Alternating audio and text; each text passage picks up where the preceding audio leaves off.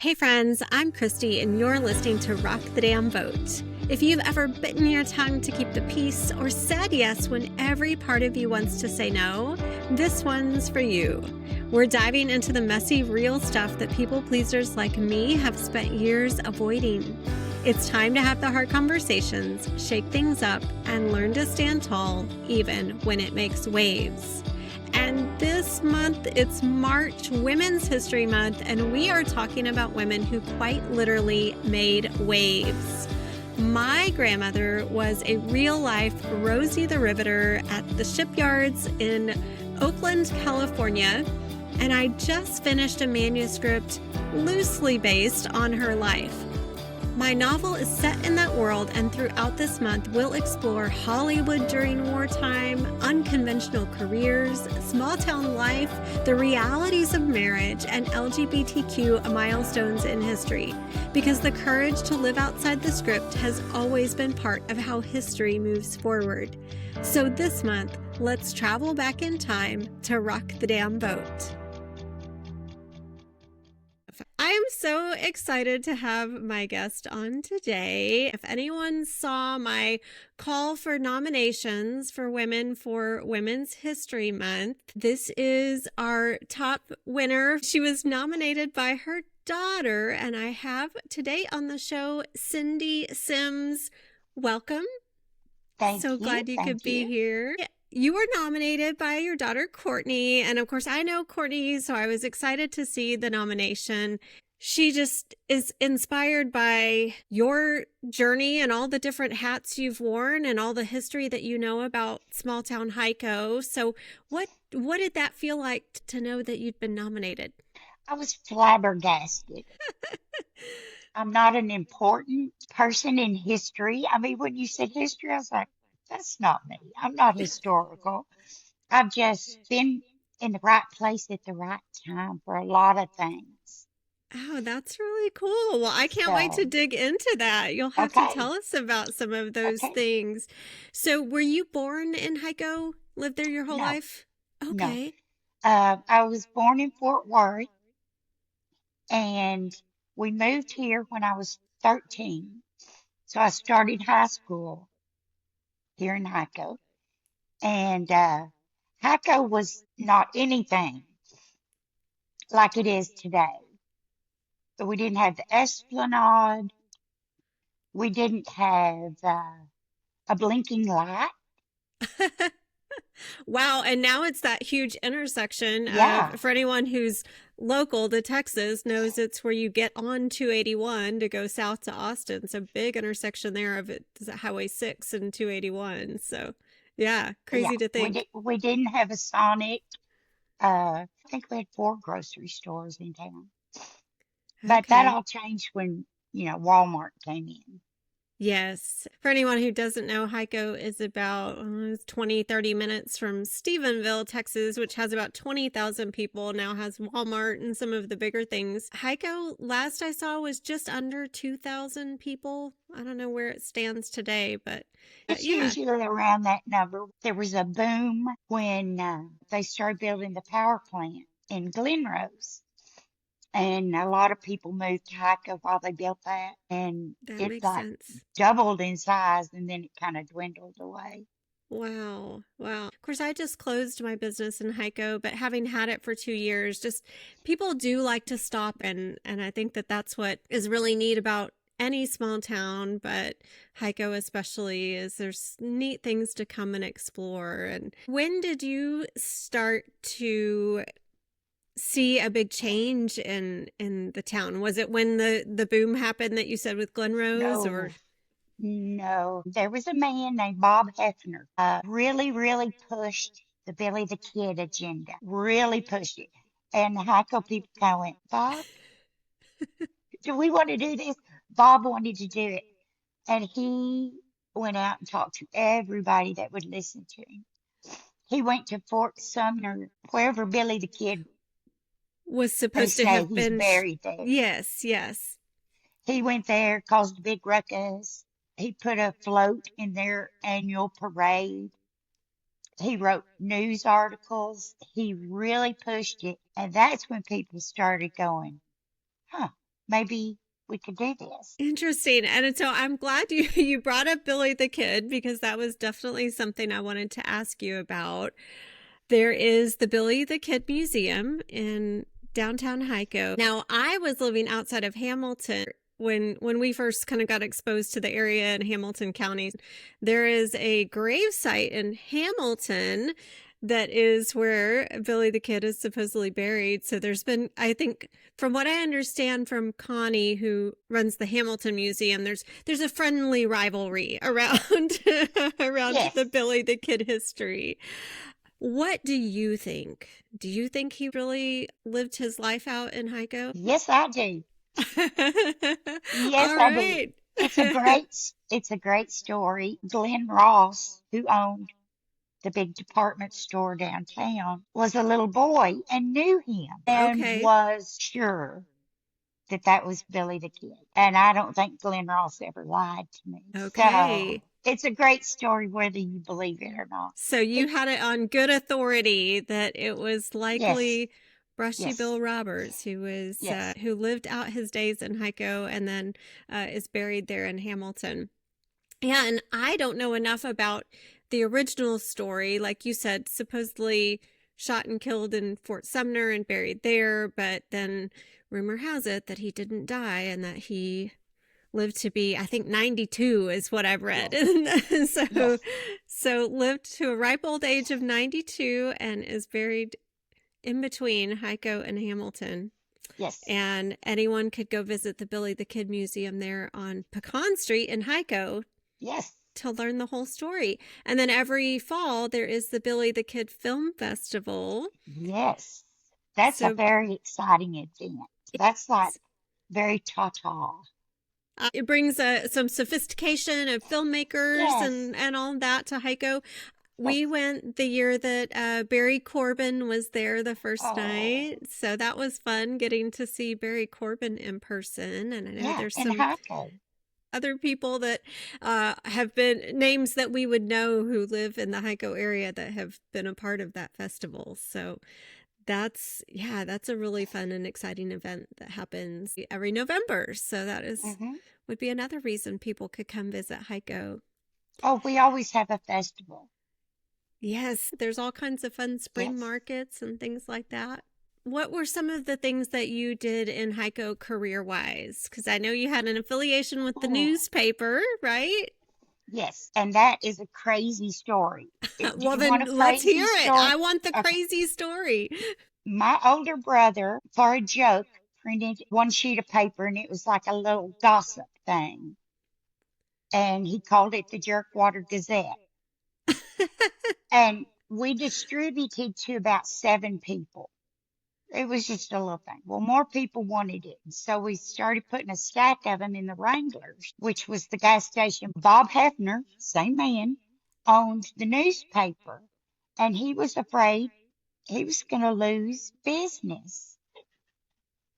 So he hired me to put the Jerkwater Gazette into his paper. So it was on the back page. Oh my gosh.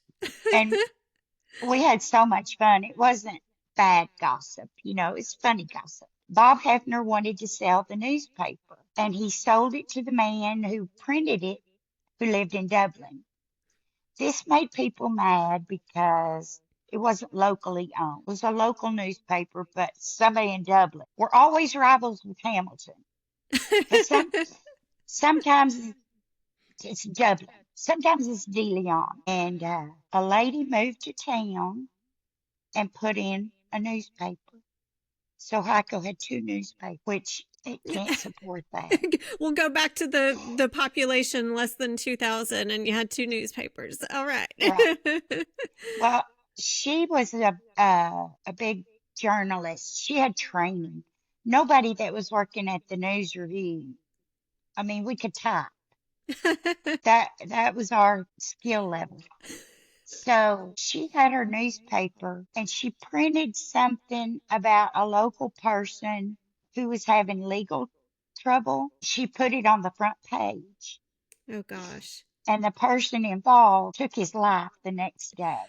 Oh, that's terrible. He was very much loved and respected. And this legal trouble was nothing. And that stirred everybody up.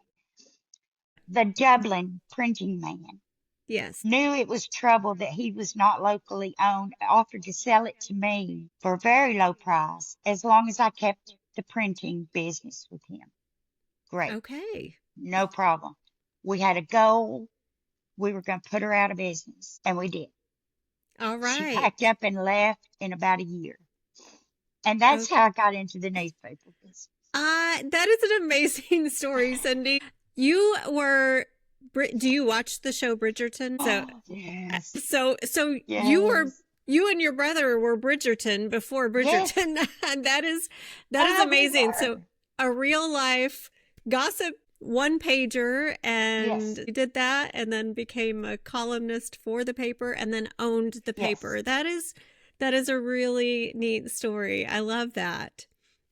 So And what a wonderful job to have.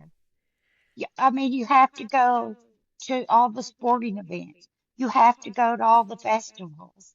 You have to go to the school board meetings. I mean, you're in on everything. It was yes, so much fun. I am a writer and I love writing, and I never really considered journalism. I don't know why. I guess I thought maybe I wasn't skilled enough, but here you were, you could type, and then you became a journalist and a newspaper owner. So that I love that, because my show is also about inspiring people to live outside of their comfort zones, and you did that. So that's incredible. Yeah, it was great fun. I highly recommend running small town newspapers. I guess they're probably going away now.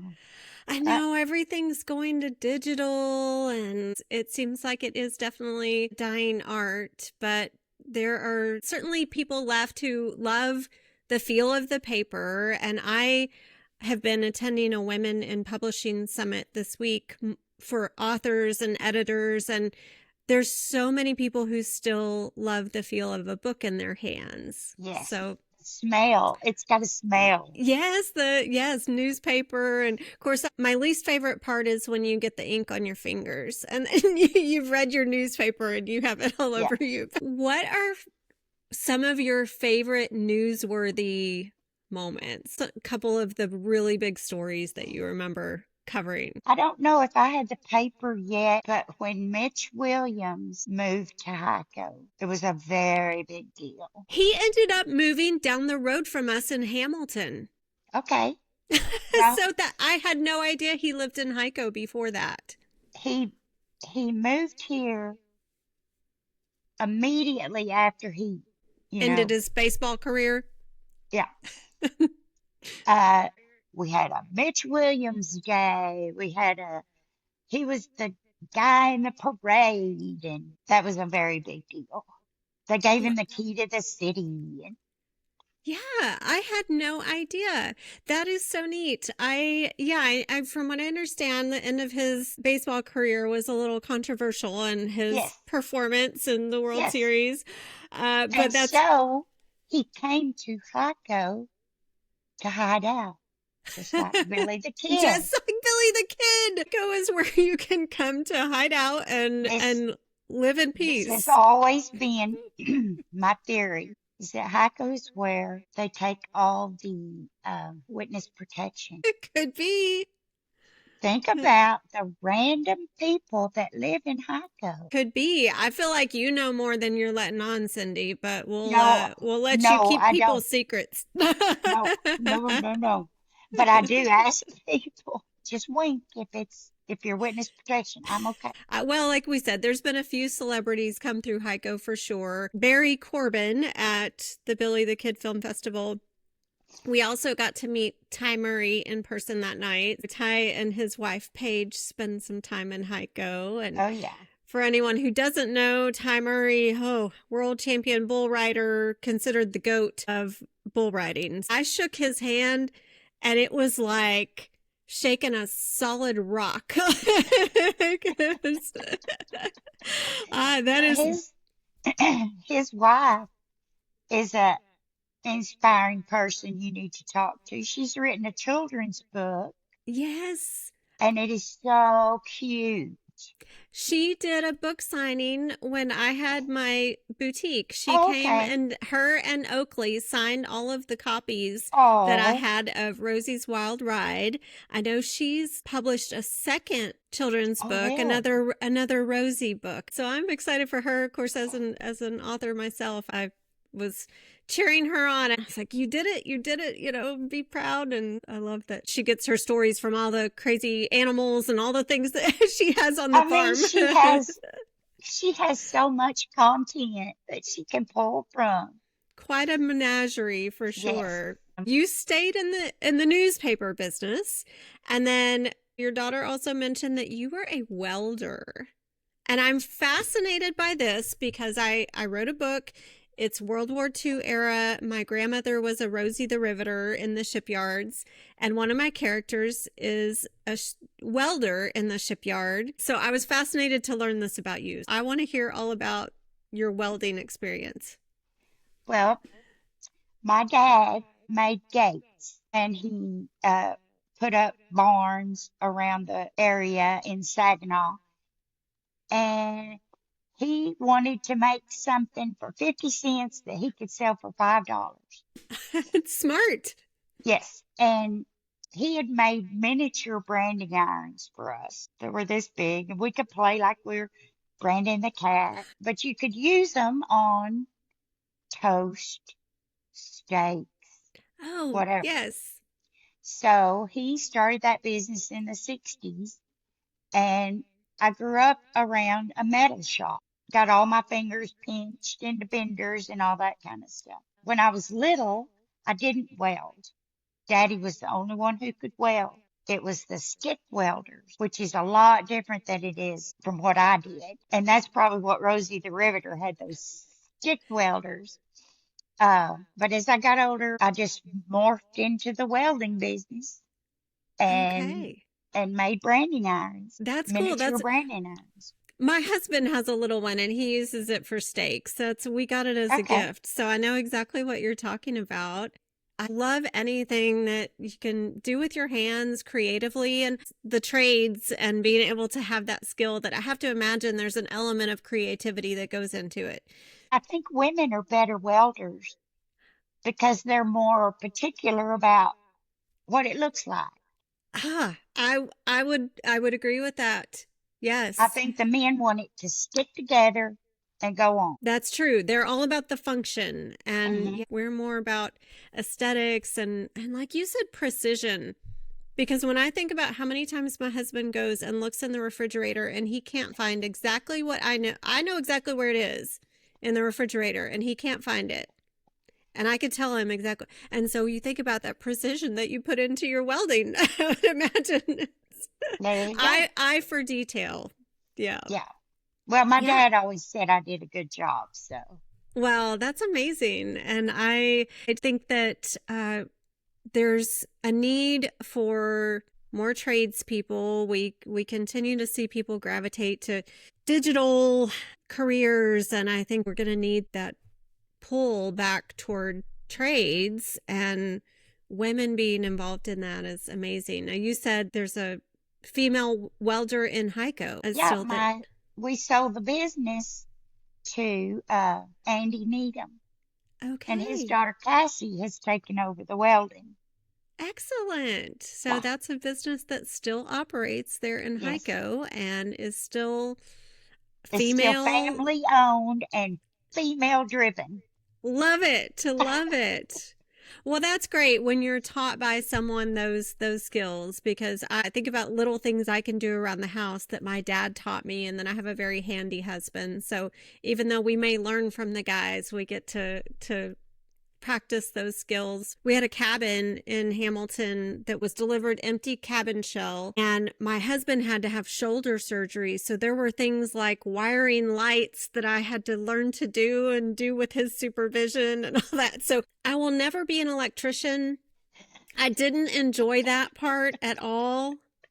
But when I think about the things I did like, it was those things with detail, Hmm. flooring, and I had a lot of satisfaction from putting up the insulation and cutting the pieces and fitting it in. It's like quilting. Yes, that's true. Another reason that women are excellent quilters. Yes. So, newspaper, welding, any other hats you've worn? Oh gosh, a lot of them. My first job, I was 15 and I was a soda jerk assistant in downtown Hyco at the drugstore. It's next to the candy shop now. Okay. Hasn't been opened in forever, but it has a beautiful soda fountain set Wow. up in there. And that was my first job. And I got to meet all the characters in Hyco. I learned how to roll a cigarette from the men that would come in the afternoon for a cup of coffee. All They taught me how to right. roll cigarettes. I met a woman who her parents had traded her to her husband for a television set, Oh my gosh. and they were happy. It was a happy marriage. But um, let's see, I've worked at an airport parking planes. I worked in a feed store selling feed. I've been a sign language interpreter uh, Wow. in the elementary school and at Tarleton, a welder, a journalist. How did you get into sign language interpreting? Was there something that inspired you to learn sign language? I was pregnant with my precious Courtney, and I wanted her to be bilingual. And the only class I could find, Tarleton had a continuing education for sign language. And it was a very basic course, but I loved it. I looked around and Fort Worth had a interpreter training program. It was a 2 year and I did that, loved it, and then got a job. HICO had the co-op for the deaf ed. So kids from Hamilton and I think Dublin was included in the co came to school in HICO Okay. and had a deaf education teacher and then several interpreters that went to the classroom with the kids. What a gift to the community, and I'm sure it was rewarding as well, but to serve that the deaf community, and that is not something I would think of. We think about languages and we think about vocal languages. So that's incredible, Cindy. I think that that's such an admirable journey. And I got to work in the schools. Schools are such an amazing little bubble. And when you work there, you're in it and the kids, and then when you leave, it's like you're out of the club. But you watch the kids grow up. I interpreted for a student who played all the male sports and then one that played all the female sports. So that was a lot of fun. I got to go on bus rides in locker rooms. I'm sure. And to be able to help kids that is a tough time in life when you're in school and you might be getting Oh, picked yeah. on for silly things. I would get picked on. My last name was Campbell, and the boys would call me Christy Campbell's soup, which is a really dumb insult. But it still hurt my feelings, and I can't Oh, imagine what it would be like as someone who couldn't hear and feel like an outsider, and you to be there to help them oh, feel well, let me tell you, included. these kids never felt like outsiders. These were amazing, confident, smart, Wow, very smart kids. I They love were it. amazing. And I went with one from pre-K all the way through when he graduated high school. I went, got a job at Tarleton, and he has an environmental engineering degree from Tarleton. So I got to go to those classes that I would never go to. Wow, I hadn't thought about that. So you, because you were there attending and interpreting Yeah, for him, you got yeah. to attend the classes. Yeah, I what a got a gift for free you too then. education. Yes. Of course, I did not understand it all. And that's the good thing about interpreting. You really don't have to know what you're talking about because the professor does. Yes, just conveying the Yeah. content itself. Yeah. My dad was a manufacturing engineer. He's retired now, but I debated going engineering. And after my first semester and looking at the curriculum I would have to take, I decided on marketing. Yeah. So Yeah. I think there's something internal that makes an engineer, yes. and it's Yeah. not me. Right. I always said the same thing. I definitely got his analytical skills and some other things, but I thought I was good at math until I started going down the engineering Oh, path. And then it's oh, calculus, statistics, all of those things. Nope, not for yeah. me. So Oh, that was my last job, and I retired from that when he graduated. what a way to end an amazing career with so many different hats you've worn. I feel that way sometimes. I podcast, I write, I just left corporate retail, and I think sometimes people think I'm a little crazy for all the different things I do, but you just end up with such a well-rounded life. Like you have all these great stories to tell, just like you. Well, I have some more I can tell you when we're not recording. I can tell you more about my witness protection theories. We will have to do that. We'll have to get Yes. together. You have done all of these incredible things. What is the thing that you are most proud of in your life? Oh, Courtney. I figured that would be the answer. Absolutely. So being a Easy. mom and now you're a Easy. grandmother's. What do you Yes. go by? I don't want to assume it's grandma. No, it's Granny. Granny. Mm-hmm. I love that because both of my grannies were grannies. So Oh, in there's too many crazy names now. yes, there's a lot of different ones. People don't want to be granny, so then they pick all different sorts of names. My mom is Nana for her Oh, grandkids. okay, that's a good one. So- But some of them are like Trixie and Roxy. I know a Roxy okay. because any kind of grandma is too old.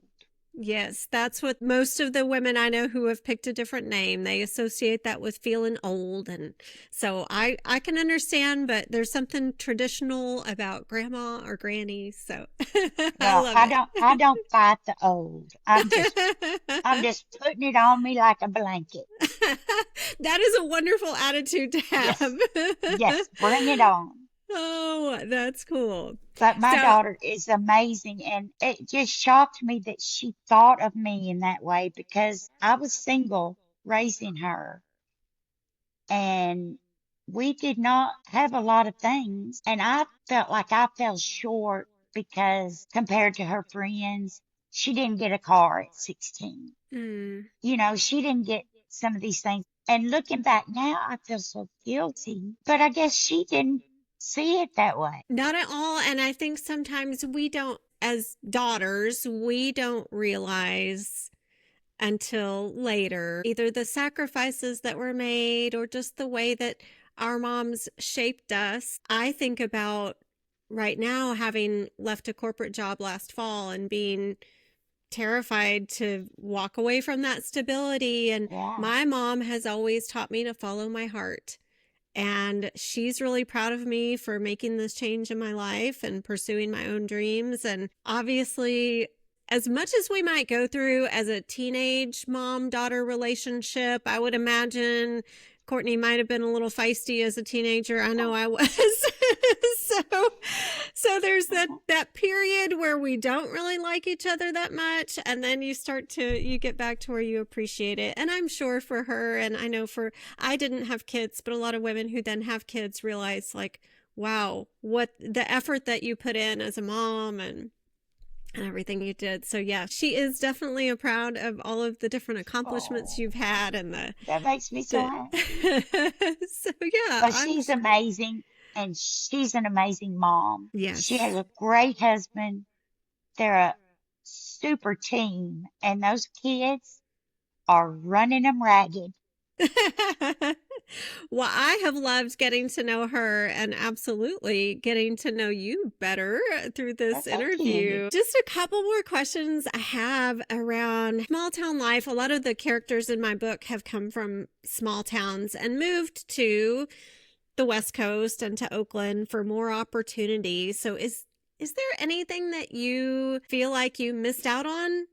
I went off to college, went to Fort Worth, big city, bright light. Yes. And I moved home probably because I broke up with a boy, I'm sure. Then I met Courtney's dad. We had Courtney and then got a divorce. And I don't think I could have taken her to a big city. I don't think my heart could have taken it. And my Yeah. parents lived here. My mother was very supportive and just took care of Courtney when I had to work, was always helpful.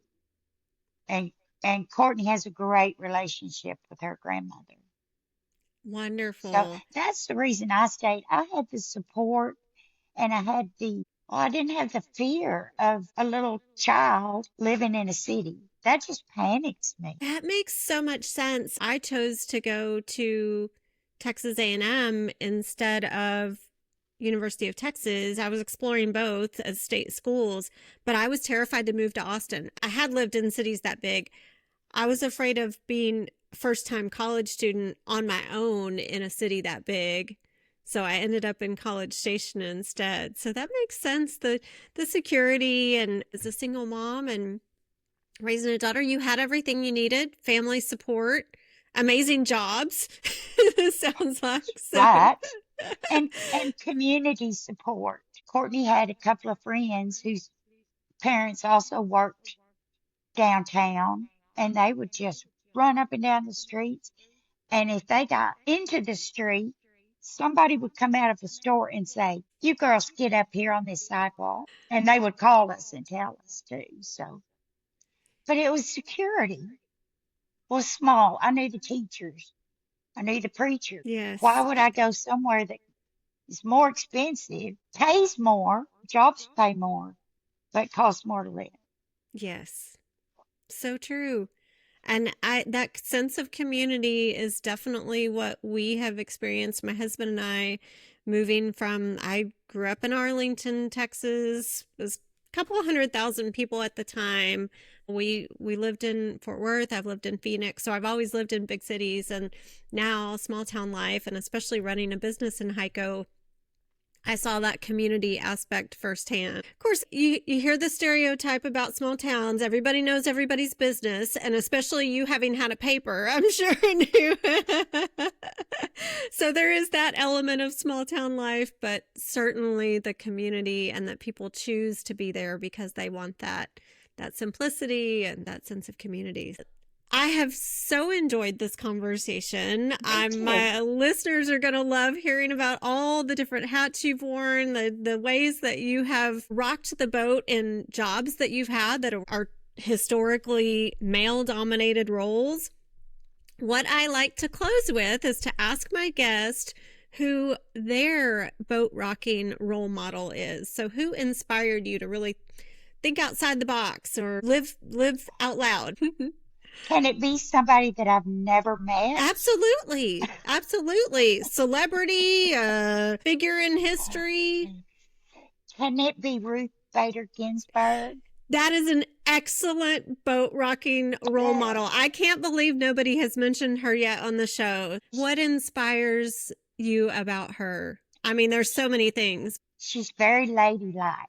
She's never a mess. She's prim, she's proper, but she'll go toe to toe with whoever needs their toes done. Absolutely. And she never backed down. This is what she wanted. She had great support from her husband and her children that allowed her to just go and do and be Ruth Bader Ginsburg. Yes, she is the ultimate in boat rocking role model. So I'm so glad you shared her. That's who you thought of. That way, if somebody is not familiar with her work, there's a fairly recent movie that tells her story that was a great movie. wonderful person to learn more about. And we've enjoyed learning about you, Cindy. I am Thank so you. grateful to you for being here. Grateful to Courtney for nominating you. Yes, And thank you, that Courtney. I love you. you've shared your story here for our Women's History Month. And thanks to everyone for listening. Before we sign off, I want to remind you about the 2 retreats coming up in the next few months. April 17th through 19th, we'll be meeting in beautiful Bluffdale, Texas at the Hideaway Ranch Resort for our Rise and Thrive retreat, all about empowering conversations and bringing you to the starting line of a project that might be on your heart. And then June 14th through 18th, we will be having a Rock the Damn Boat live experience. So empowering conversations, learning to use your voice, set boundaries. I am so excited for both. You can learn more at thrivewithchristy.com/retreats. You've been listening to Rock the Damn Boat, a podcast produced and recorded by Christy Hughes. You can follow, subscribe on both Apple and Spotify, and your 5-star review goes a long way. Thank you so much for your support of the show.